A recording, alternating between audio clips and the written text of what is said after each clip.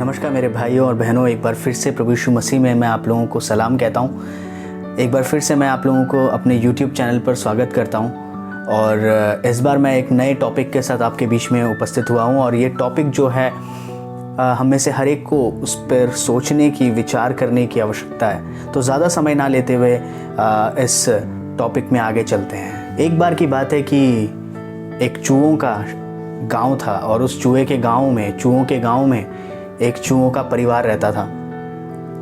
उस परिवार में एक सबसे नन्हा, एक छोटा सा चूहा जो था वो बाहर घूमने के लिए घर से निकलता है। और जब वो नन्हा चूहा बाहर की ओर जाता है और घूमता है तो वो अपने सामने अचानक से एक मुर्गे को देखता है। और उस मुर्गे को देखकर वो चूहा जो है वो डर जाता है। उसके पीछे कारण क्या है? उसके पीछे कारण सिर्फ ये है कि वो उसके बड़े बड़े पंखों को देखता है, उसके नाखूनों को देखता है, उसके गले में लटके हुए उस लाल कलर के उस लाल रंग के जो है मांस को देखता है।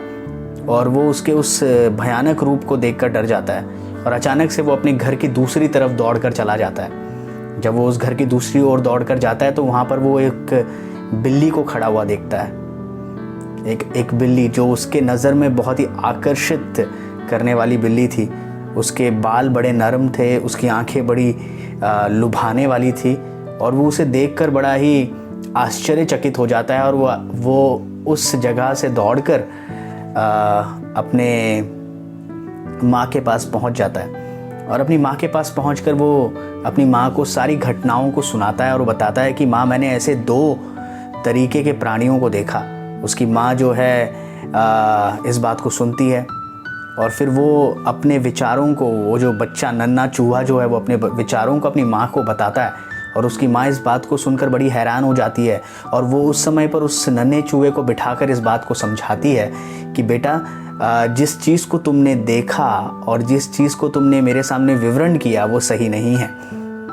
जिस मुर्गे को तुमने कहा कि वो खूंखार था, वो मेरे लिए एक बहुत ही भयानक प्राणी था। असल में वो एक बहुत ही नरम किस्म का प्राणी है, वो तुम्हें कुछ नहीं करता। पर जिसके विषय में तुम कह रहे हो कि वो बहुत ही लुभाने वाला एक प्राणी था, बिल्ली, वो प्राणी जो है वो तुम्हारी जान ले सकता था। तो कभी भी बाहरी रूप को देखकर एक विचारधारा ना बनाना। और उस दिन वो चूहा जो है, नन्हा चूहा जो है, अपने जीवन में एक बहुत ही बड़ी सीख को सीखता है और वो ये है कि बाहरी रूप देखकर व्यक्ति को ना जज करें। यानी कि बाहरी रूप देखकर व्यक्ति के आचरण को जो है आंकलन करना वो सही चीज़ नहीं है।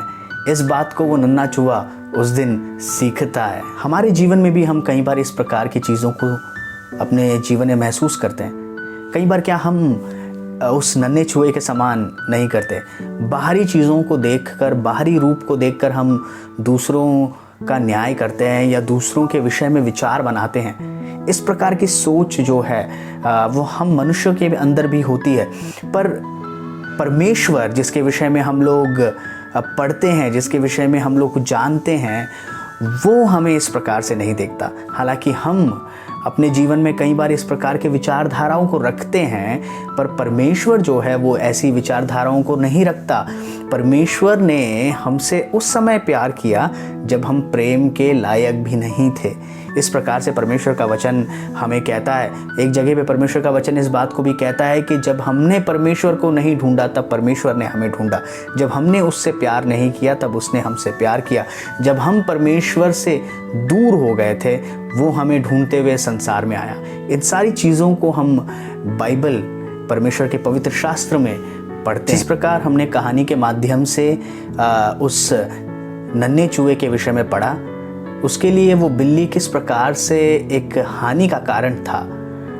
हमारे जीवन में भी हमें इस बात को समझने की आवश्यकता है कि हमारे जीवन में भी ये जो संसार है, जिसे हम अपने आसपास में देखते हैं, ऐसी 6 बातें हैं जिससे हमें दूर रहने की आवश्यकता है।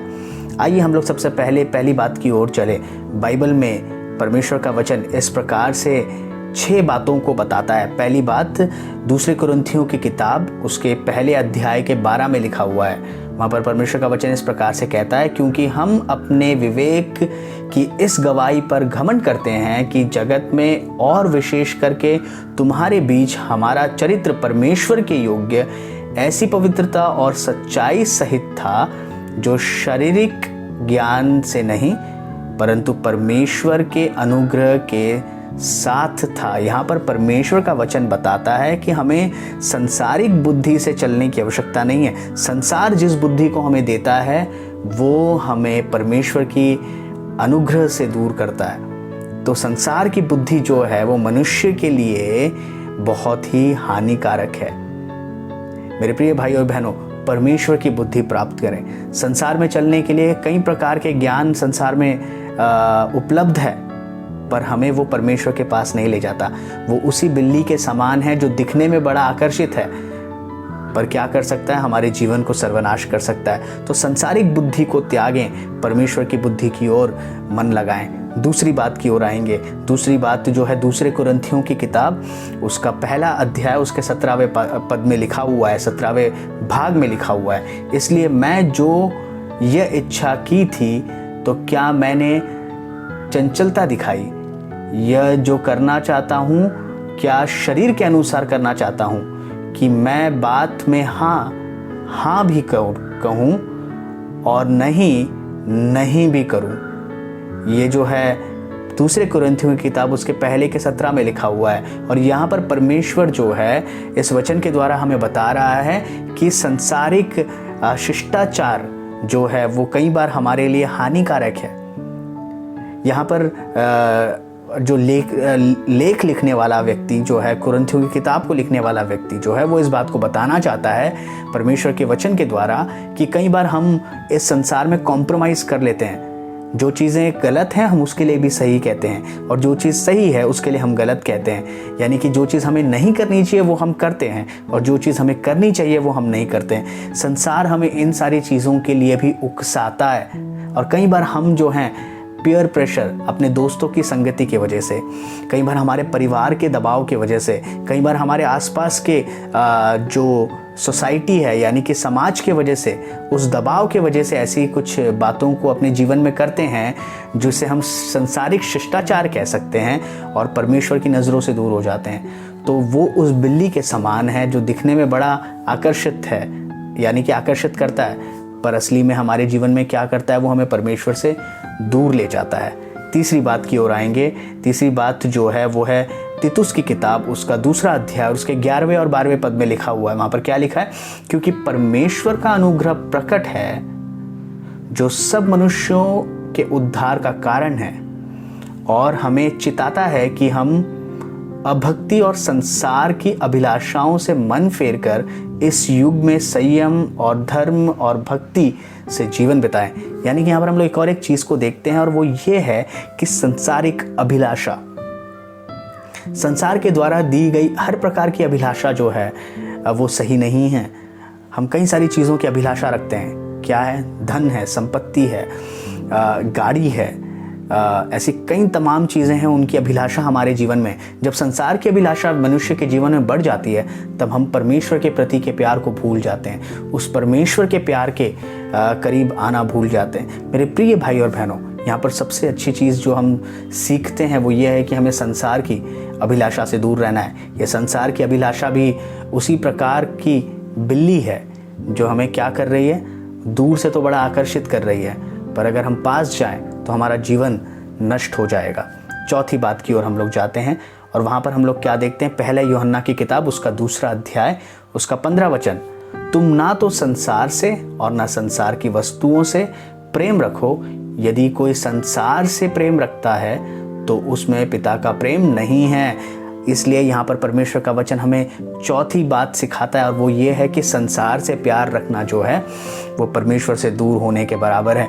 अगर आप संसार की चीज़ों से प्यार करना शुरू करेंगे, अगर आप संसार के वस्तुओं से प्यार करना शुरू करेंगे, अगर आप संसार के लोगों से प्यार करना शुरू करेंगे, लोगों से तात्पर्य यह है कि आप परमेश्वर को भूल जाएं और सिर्फ संसार की चीज़ों में लग जाएं, तो परमेश्वर का वचन यहाँ पर इस बात को कहता है कि आप जो हैं परमेश्वर से दूर हो जाएंगे। आप में परमेश्वर का प्यार वास नहीं करेगा। तो कितना ज़रूरी है कि संसार से हम दूर हों, क्योंकि संसार उस दुष्ट के समान है जो हमारे जीवन को क्या करेगा, नाश करेगा। 5वीं बात की ओर आते हैं। पहले यूहन्ना की किताब उसका 4था अध्याय उसके 5वें पद में इस प्रकार से लिखा है, वे आत्माएं संसार के हैं, इस कारण वे संसार की बातें बोलते हैं और संसार उनकी सुनता है। 5वीं बात, यानी कि अगर आप संसार की आवाज़ को सुनेंगे तो आप परमेश्वर की आवाज़ को नहीं सुन पाएंगे।